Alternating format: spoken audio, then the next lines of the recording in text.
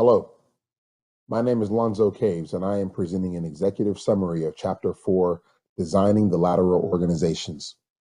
I currently work as a secondary principal at Faith Christian Academy, and we have designed formal groups that can meet the needs of our organizations with the head administrator serving as the primary leader role. He has placed several people around campus in charge of different groups, and we actually serve several different types of groups also, and I'll explain that as we get into it. But organizations that have single business strategies apply lateral designs to ensure formal groups can function properly. The purpose of formal lateral processes is for the leader to be more directly involved in the creation, staffing, funding, and setting of goals. And FCA has formal groups that vary from simple group structures to complex group structures, in addition to several teams being considered E-teams based on their cooperation with each other through Google Docs or our RenWeb learning management system and other devices. But in order to attain functional excellence, our goal is to integrate key staff into roles that will help us implement our strategy. That key staff can range from teachers to our custodial staff and how they service the organization, but also to administrators. And then we've got that relationship that ties into payroll and our church ministry as well. Designing formal groups. All groups, no matter what type, are subject to the same design. There are many different components that will typically stay the same, but you have bases.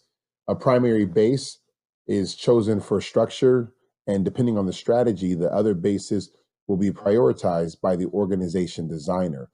Our primary base for our overall organization is a traditional private Christian school. Within that, we have many different departments. We also have our English, our science, our history, performing arts, and several electives, among others. And we have our typical, management teams, our HR department, our finance department, our payroll department, organizations that work, groups that work together, but that also have the same goal in mind. Our charter, each group has a particular focus in mind, but the group's charter is to be defined by management and should reflect the hierarchical structure of the organization. Staffing in schools, faculty groups should be cross-curricular with representation from each subject area and have a purpose in line with the charter and school mission statement.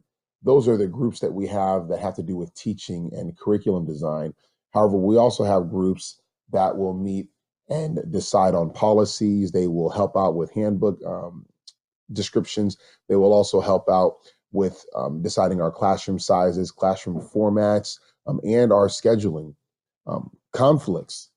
Conflict management skills is a necessity for groups to remain effective. Our faculty engages each other to intentionally view others' perspectives. Our teachers know how important it is to see things from the other side so that we can be more productive. Rewards are utilized to increase performance in regular job duties and formal groups. And the leader role, the group leader creates meeting agendas and guides the actions of the groups. They should also be well versed in conflict management to ensure the groups work together. A good example of this in our organization is that each week as a department meets, I have the department head create an agenda and provide me with the meeting notes at the end of this meeting. And also when I have my professional learning teams decide on a course of action for a policy or a program that I have them working on, they provide me with the feedback as well. And then that leader is also the one who will make the ultimate decision after meeting with me to see if there's a course of action we are going to take as a school. Formal groups. There are two primary types of groups. You have the simple group structures and complex group structures. The designer tries to create an end-to-end task so that the team has a complete piece of work. In this manner, the team controls most of the factors that influence its performance outcomes. Professional learning teams at FCA are given objectives that relate to policies, handbook, and curriculum mapping. They meet on a weekly or a bi-weekly basis. Anything from a bully action team to our schedule creation team for the following school year, to our events planning team, and then also our student resource team that we have. Those are all organizations that have to work together, but also have their own individual tasks and goals. Complex group structures, you have three main reasons. One is the complexity of the tasks being managed. For example, middle school and high school English departments, middle school has different objectives and outcomes than our high schools will be with their curriculum.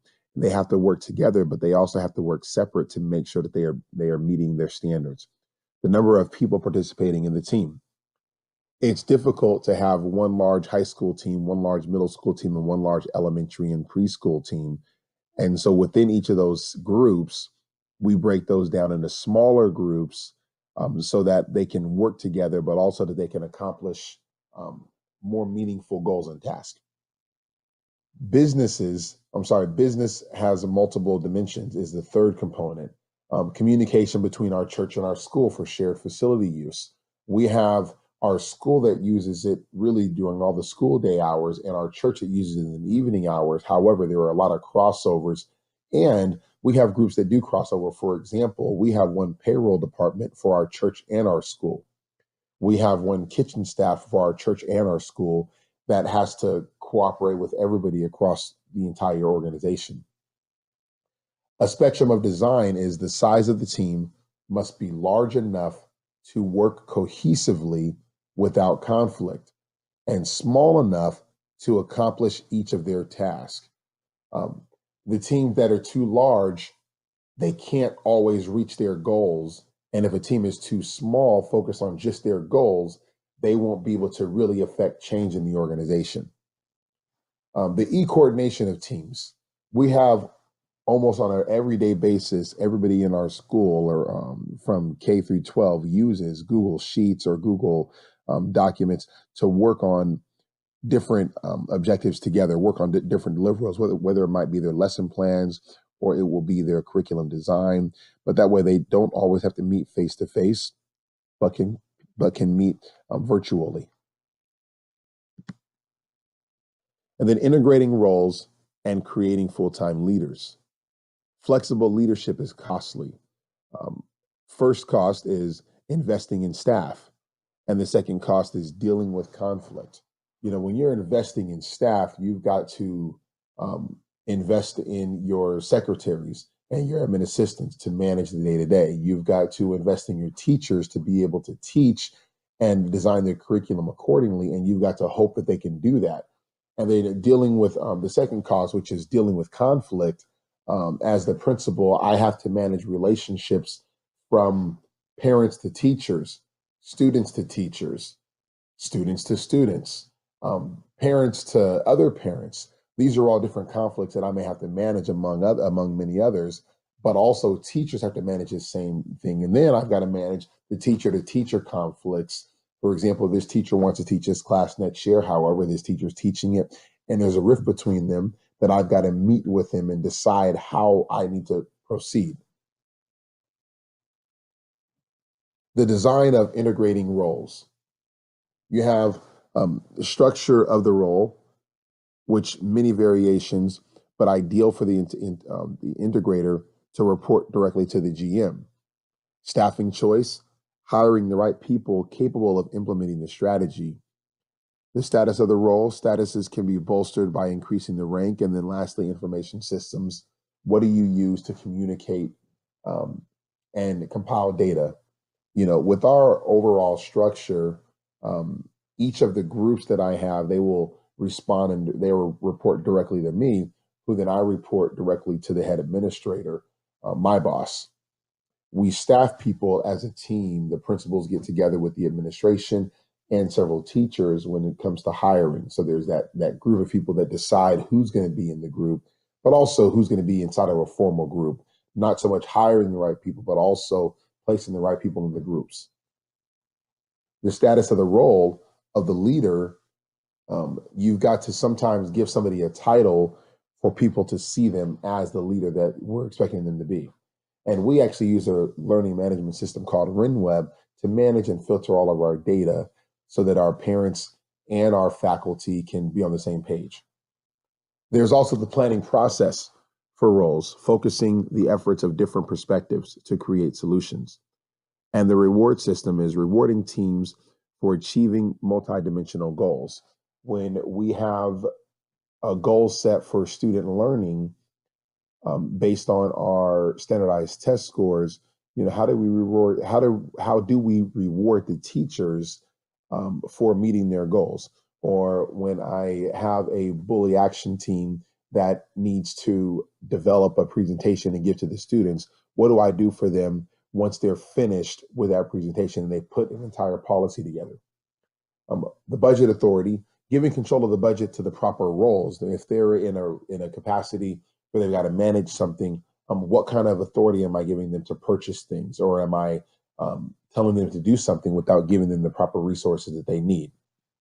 And dual authority is when you have people that have to report to multiple bosses.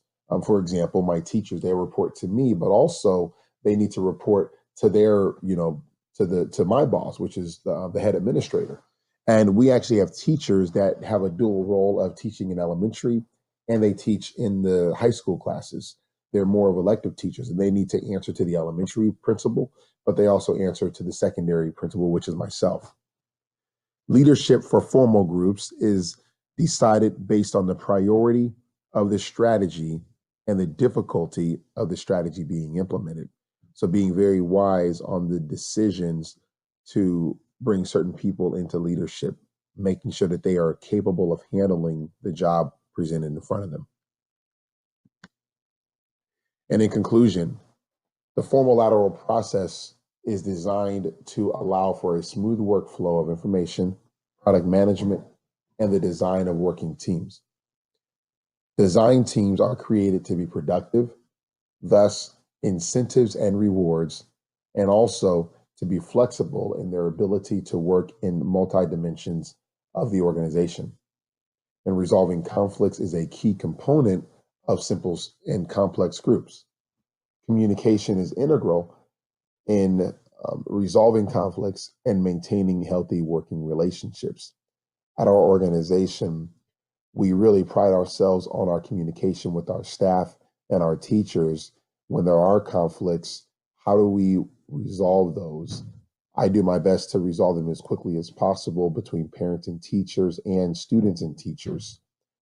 And it's being willing to offer rewards and incentives and being flexible to assist my teachers in being successful. I really hope that this was good for you. All of my references are directly out of the text, Designing Organizations by Jay Galbraith. Thank you, and I pray that you have enjoyed this and that you have a good day. God bless you.